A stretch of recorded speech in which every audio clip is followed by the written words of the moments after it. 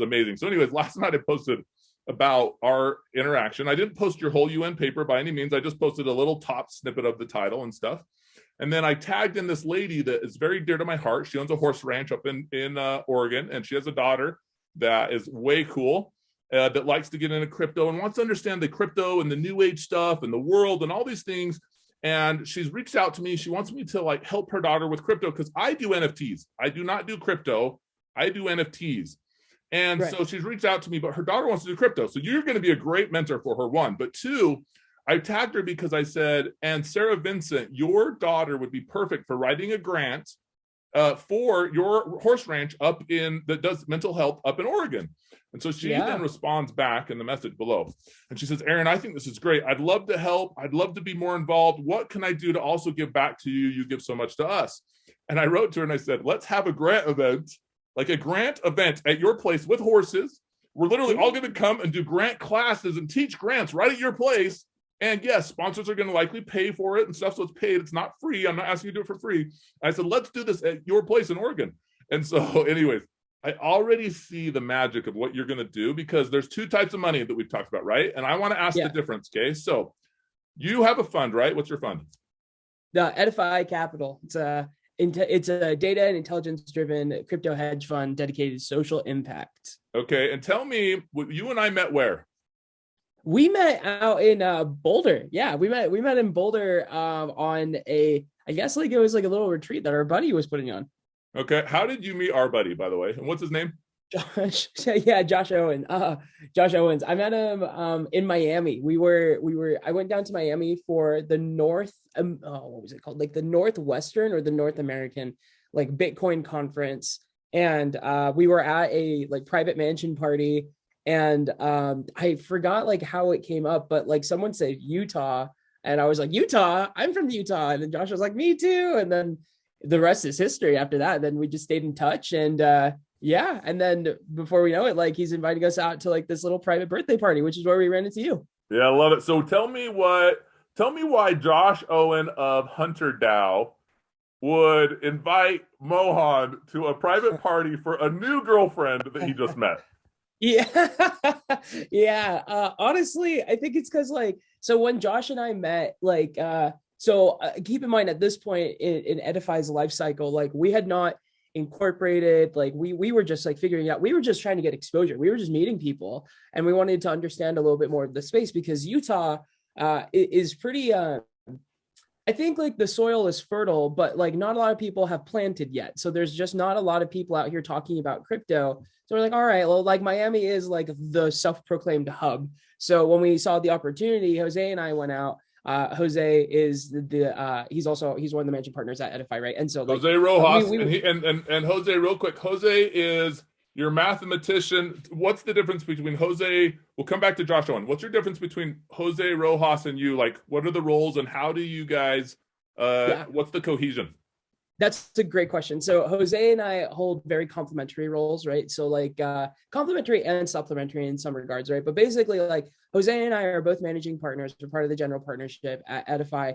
Jose is our quant. Like he's the guy who like understands the programming, the math side, and is kind of in the weeds with our trading team to find like the deals and to stay on top of the market and get everything structured, right? So he's really like overseeing like the internal structuring and just lubrication of the entirety of the machine. I, on the other hand, given my background is in social impact, politics, and greater enterprises, I do a lot of the external relations, right? Like bringing people to the fund, making sure that they get onboarded like in the proper way, pitching, and then helping building out some of the greater infrastructure from an external presence. So like part of Edify, right? We give 15% of our profit made as a general partner back into social impact investing. And so where do we invest that money? What are like the programs we're looking at? What are the bills that are currently on the Hill that we need to keep an eye on? How can we lobby? And how do we cultivate a greater sense of community around the space? That all is me. And so I do awesome. A lot of the external stuff. He does a lot of the internal stuff. And then, you know, like we hang out and pull our hair out together. I like it. So that brings up a great thing that you said. So you said that you give 15% from your fund to charity. Yep. And when we were at Josh Owen's place, I'll be honest, when we were at Josh Owen's place talking, I personally feel that most investors don't care about the charity side. I thought this, by the way. This has changed in less than 2 weeks. This has changed massively for me. And the reason is because I was hanging out with a gentleman who I'm going to have to introduce you to, great friend of mine, Jeffrey Flam. You probably know Jeffrey Flam, and a gentleman by the name of Eric Slaw, both great investors. They have funds of their own. They do lots of real estate development. And I was doing a video recording, just a video, not live. And I started to ask Eric Slaw, hey, so tell us about your fund and how people can get involved. He shut up. And it dawned on me, oh my gosh, I get why charity is so important. I get why grant writing is so important. I get why writing a grant to throw a conference or an event, which is the tax write-off, is so important. It's because it brings people together, like the setting where I was at with Jeffrey and Eric, which happens to be a mastermind social club, which is a 501c8, right? And so it dawns on me, we can't talk about our funds at all and tell people how to get involved unless we meet them through charities and grants and events. Right. That's it, right? Yeah. It dawns on me. Yeah. So tell us about Project Empathy and your upcoming event that you have. Tell us about that a little bit so that we can figure out how to come and become friends with really cool people like yourself that also do funds. Oh no, this is the exciting part. So Project Embrace, look at that, Brandon. Everything. Embrace. Sorry, when I said Project Empathy, I was referencing a 11-year-old's. I know Chase. Yeah, group. Chase. Yep. Yeah. Okay, so Project Embrace. Project Embrace. Yeah. So what we do, we're a healthcare nonprofit organization that collects gently used medical equipment out of clinical and private settings to be restored, refurbished, and then redistributed to uninsured patients all around the world for free. So the best way to kind of think about this is we're both in Utah, right? So in Utah, we tend to see a couple of things happen, right? Like one, there's like a massive population that loves being outdoors, which is awesome, right? But then consequently, people get hurt. People get hurt all the time. So we have that. And then on top of that as well in Utah, we have really big households with multi-generational families in it, right? So like grandma, grandpa, nana, whatever. And so, what happens when you recover from your skiing accident, right? Like you have your crutches, you have your boot, or what happened when, grandma passes on, right? Like what do you do with your wheelchair and all that stuff? People have this medical equipment that's been prescribed to them by whatever clinical setting or their, healthcare setting environment. And they tend to just hold on to it because they're like, well, I mean, maybe I'll need it later, or I don't know, it would be kind of a waste to get rid of. So people stuff it in their basements or in their attics, whatever. But then they get hurt again, or something else happens, and then they or let's be honest. Here's what happens, really, right? So my mom's a hoarder. I love my mom; she's a hoarder. And what happens is she puts it away in the attic. She gets hurt again. The doctors give you a prescription. You go get another set of whatever they are. Yes. And then at the very end, you find all of these wheelchairs. You just have a mountain of aluminum. Yeah, exactly. That's what happens, right? People hold on to it because people get it. They're like, it's wasteful to get rid of this stuff. So they hold on to it, I think, right? Yep. But then when you get hurt again or you need it again, the hospital or clinical environment will just give you another one. Exactly. And the way it works. Yeah. So then the way it ends up working, especially in the United States, is it's purchased for you. Your insurance company has bought that for you. So it's now your problem. And so people sit with this stuff and they don't know what to do with it. And there's currently no program throughout the greater United States that collects that kind of medical equipment once patients don't need it anymore to be repurposed for patients in need. So that's what we do. So do you have an app for this yet? No, we're just a web-based service right now. Dude, we got to get you an app. I got to introduce you to a friend of mine. His name's Ryan Carlock. I guarantee Ryan Carlock would eat this up. He'd love it. And it literally takes him less than 7 days to create an app. Literally. I love that. And so imagine this, right? We take that heart, let's see that logo you have on your shirt. Let's see that. Yeah. We take that logo, we make an app. It'd be so cool. And then people download the app. This is what I'm envisioning. They download the app, they click on it.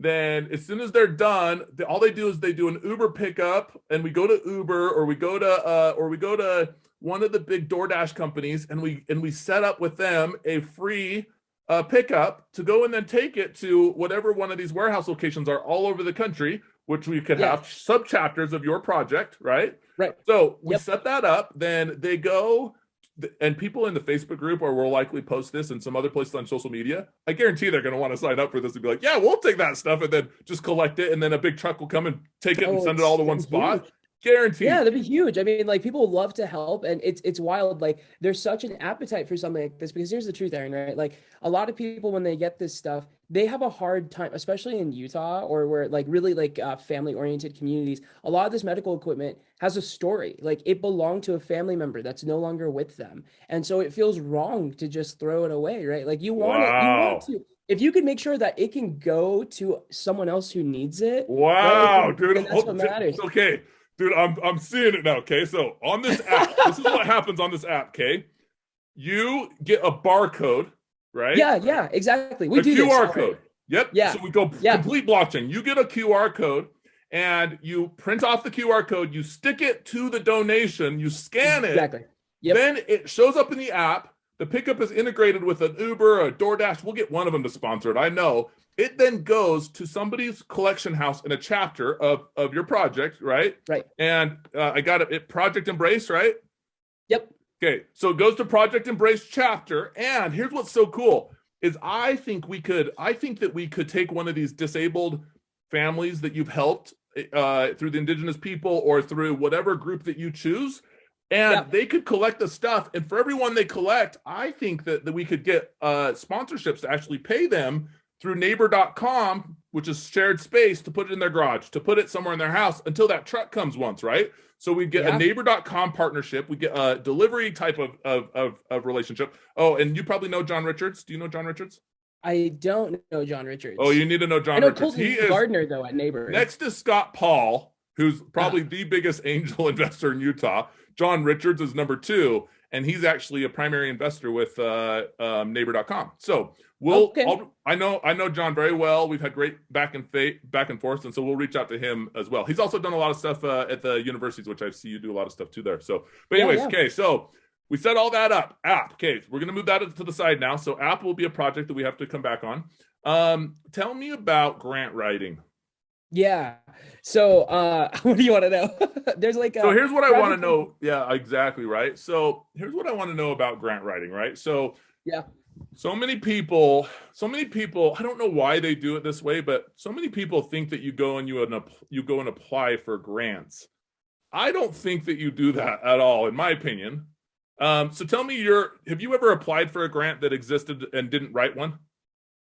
Oh yeah, like we apply for a lot of grants, right? Like what Project Embrace's bread and butter is grant support, right? Like most nonprofits. So right? how many grants did you guys apply for? Not write one. How many grants did you apply for, you think? Take a guess. Oh man, like just this past year, over the course of like 2020 to now, during the pandemic, like well over like a dozen, like well over a dozen. Like okay. 14.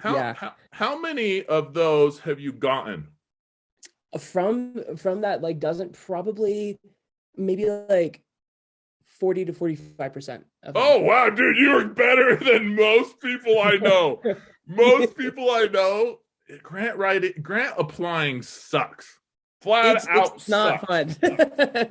Number one, they don't know how to apply, in my opinion, because they don't know that a grant is not free money. It's a way to get money to give you a proof case to then be able to get sustainable. That's what grants are, right? Exactly. Yeah, most people think they're free money. Oh, I'm going to get this free money. So they don't know how to write a plan to apply for the grant, in my opinion, and that's why they don't get them, right? So you're 45%.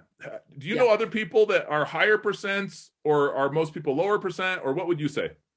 I think like it kind of depends. Like there are some restrictions when it comes to the grant community in that like you need to like for some of the larger grant. Okay, so all right, I'll just like go off real quick and like I'm sure I'll answer the questions here. But like, so here's the thing about grants. Like, I think you hit it very much on the head. It's not free money. I mean, like that's the marketing of it. We're just like, oh, it's just free money. It's just like, yeah, but it's conditional, right? Like you have to remember that it's conditional. You can't just like apply for, like $5, $10, $20,000 and just think like that's just yours now. Like what you would do is you oblige yourself to meet the requirements of whatever the sponsored organization wants, right? So more often than not, like for Project Embrace, for example, what we do and how we've secured grants is we don't just say, hey, like we need money for Project Embrace's operations as a whole. What we'll say is like, okay, like we're going out to the Navajo Res, or we're going out to like Tacoma, Washington to go work with homeless women, or like we have a specific program that we want to fund. Yep. And that is like the number one kill point of a lot of grants, where people just show up and they're like, hi, I run this amazing nonprofit. This is what we do. You should fund us. You're not pitching. Like Yeah. grants are not pitches. And Correct. so like Yeah. you need to have a very specific ask in mind, and you want to make sure that it aligns with the sponsored organization, because there's a lot of money out there.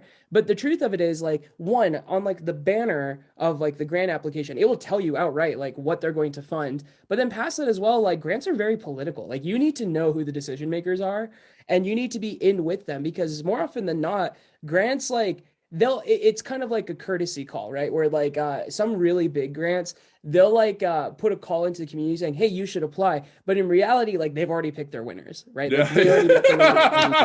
And so like it's just like it's just, and that's just what it is. So It's let's like stop for 1 second right there, right? Let's Yeah. stop, because I think that's a great caveat into what I'm going to ask next.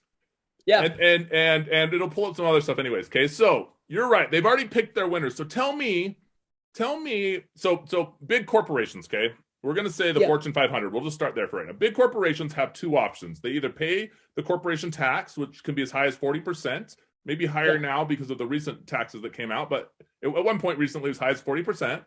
Or they can create grants, scholarships, nonprofits through their NGOs, non-government organizations, where a big holdings company or a parent company, a Fortune 500, is partnered with an NGO usually, and they have massive budgets that they literally take out of their profit earnings for their, I'm going to call it their, almost like corporation Bs in a way, but right. And so they give it to these NGOs. Now, when you say they already know who's going to win, they already know.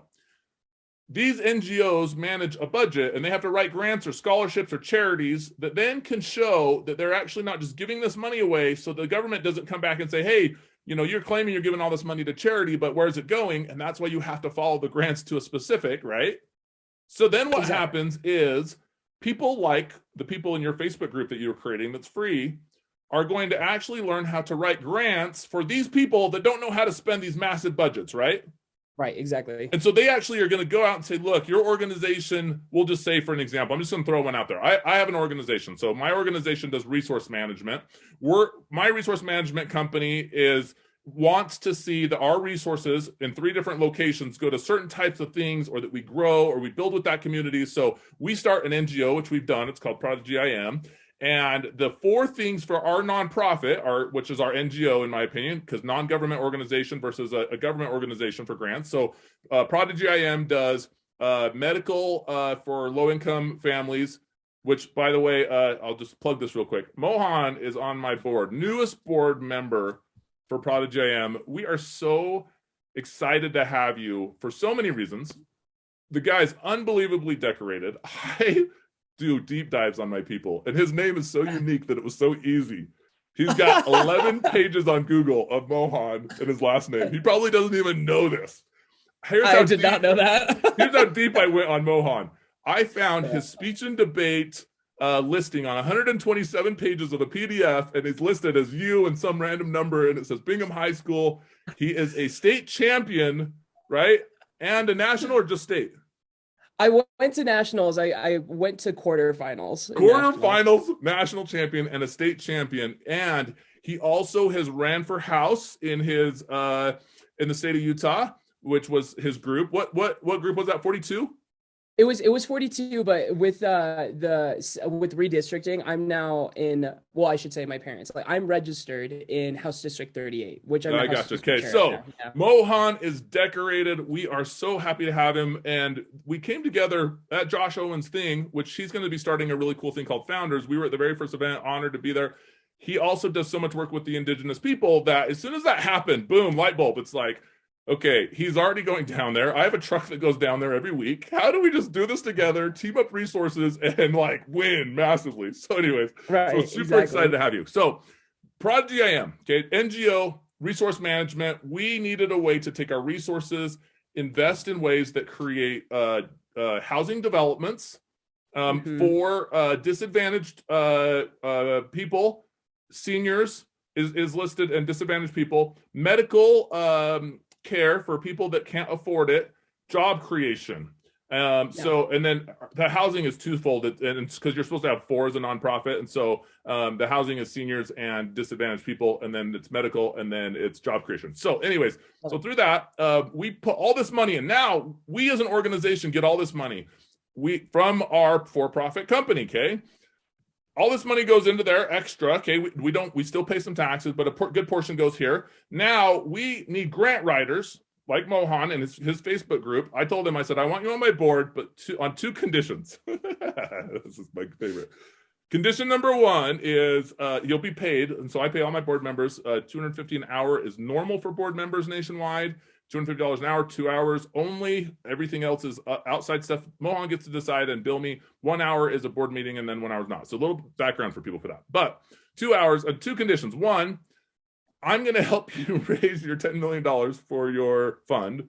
So yes. I think I can say that. Number 2 is you need to create a Facebook group that's free and a paid one, so that the stuff that you give us ideas for as a board member, we can actually go back to interns or to people that are learning from Mohan how to write grants for free, and they can actually help us do all these things, and it will help my NGO actually make more investments in positive things. And so Mohan agreed, so I appreciate that.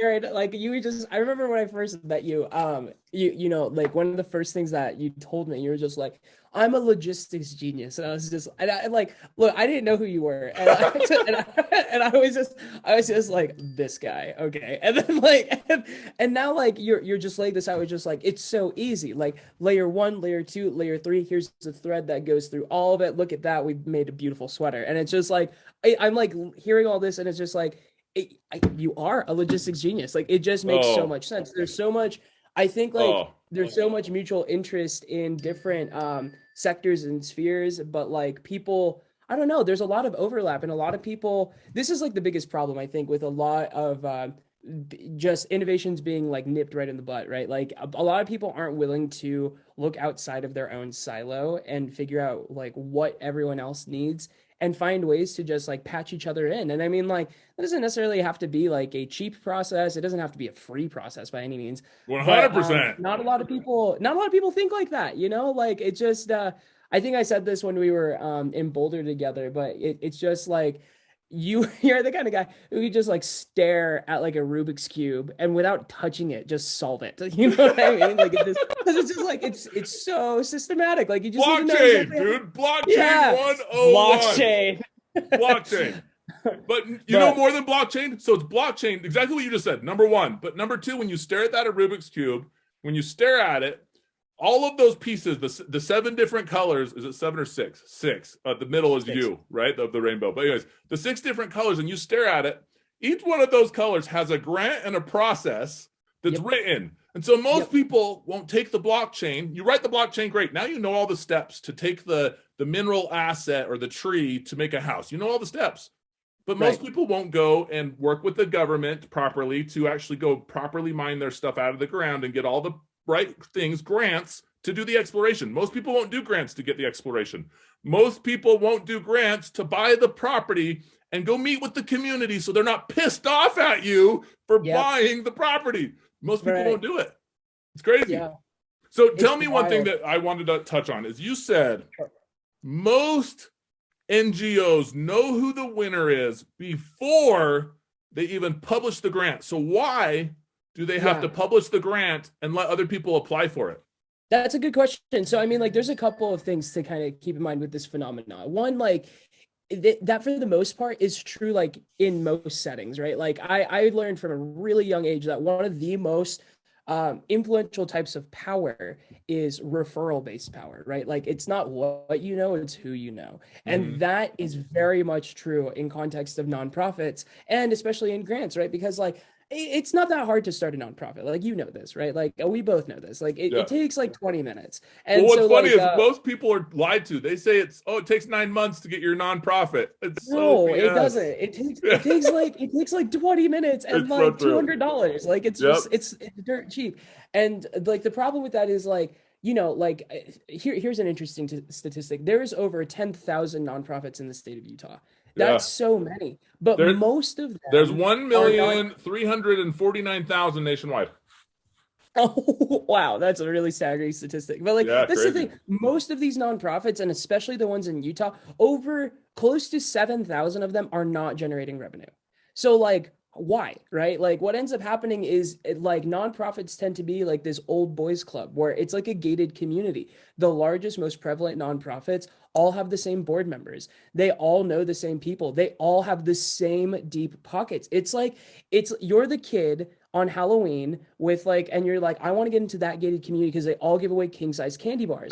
And like, they will give you a king size candy bar if you show up because your costume's good, you're enthusiastic, whatever. You But the got in the problem is gate. you're not inside. The moment you're inside, it's easy. It's Yeah. easy. Yep. And so like, I think like why people tend to, why this tends to happen is one, it's just like there's a lot of noise. There's a lot of just garbage. There's a lot of rubbish. And it's for funders to go and put their money out there. Like they want to make sure that they can put it with people that they trust. And so like they're not trying to be malicious towards, like smaller nonprofits like mine, right? Like it's just we just don't know you. Like there's Yeah, no way for us to know. but how do you know, how do you learn to know somebody besides events, right? How do you, and here's how, to me it's so important, and it's the apply process. Yeah. I can go to events and meet people, but if you apply and you follow my funnel, we're going to call it a funnel even. You go Okay. onto my website and you're forced to fill out the boxes exactly like I want you to.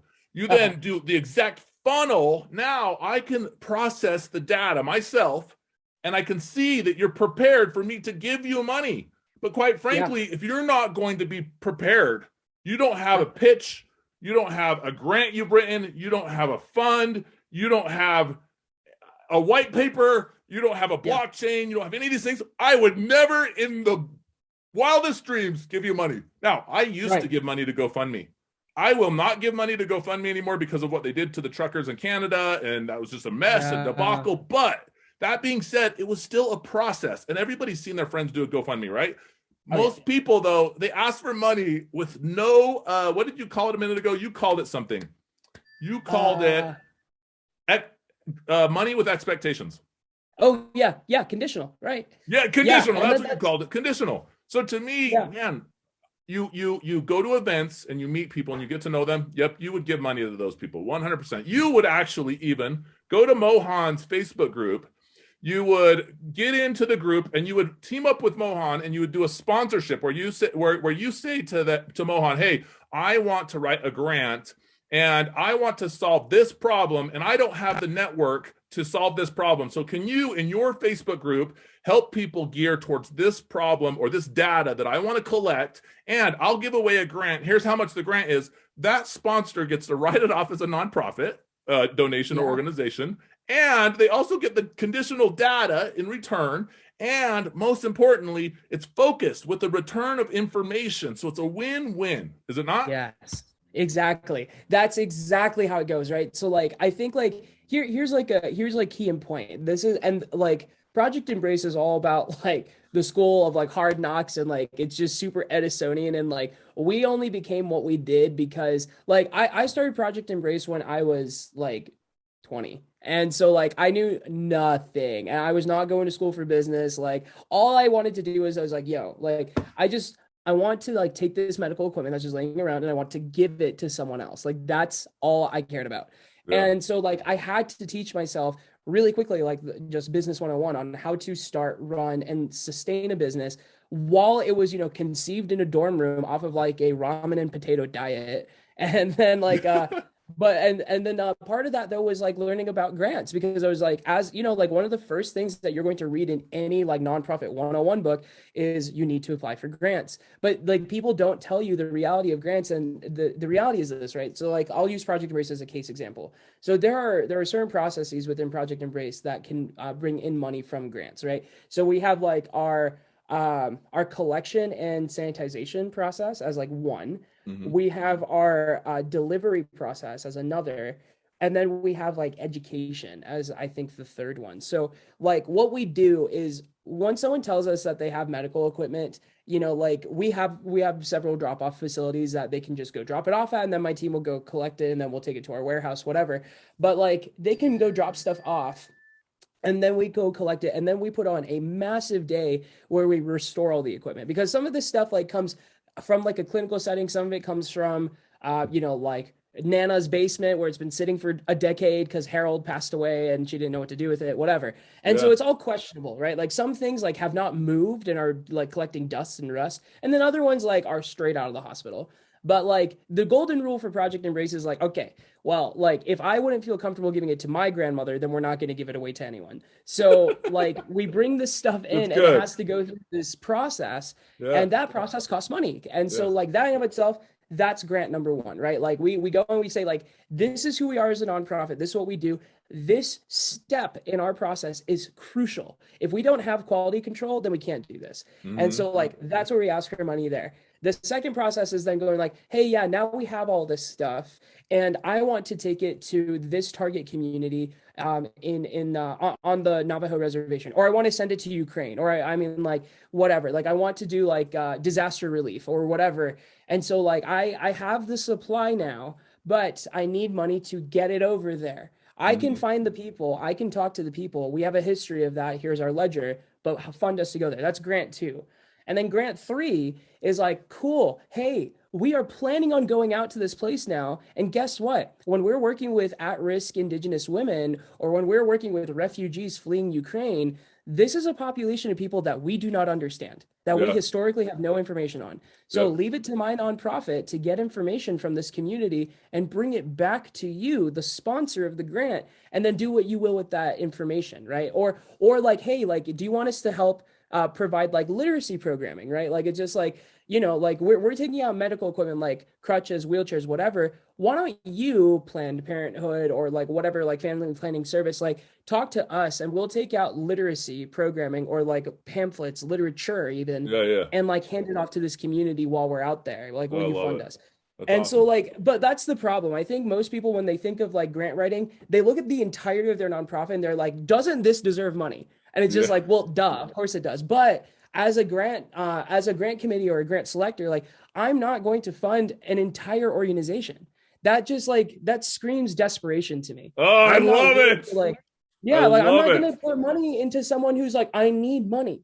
And so dude. it's like, but if you say I need money to grow this process in the organization, you're literally saying the same thing, but you're only talking about it in a third of the time. Then you're more likely to get money because they'll be like, well, it sounds like you have everything else figured out. You just need a little leg up here. Okay. And then you apply for 3 grants, and guess what? You get all three, right? That's And so awesome. like you just got to break it down. Like I'm that's all it is. excited for you, man. I'm so excited for you. We could talk for a while, and I'm actually going to set up some other meetings for us to talk some more Let's do it. about some things that Edify is going to do that are going to be fun for events and all that stuff. But I like to keep these a little bit short. These Zooms. I don't think we need to edit any of this. This is amazing. You are so easy to talk to. Oh, Uh, Aaron, stop. Dude, I'm excited. I'm excited for your Facebook group growth, the stuff that we're going to put in there, the grants we're going to help people write, just because of what you just said, this last little bit.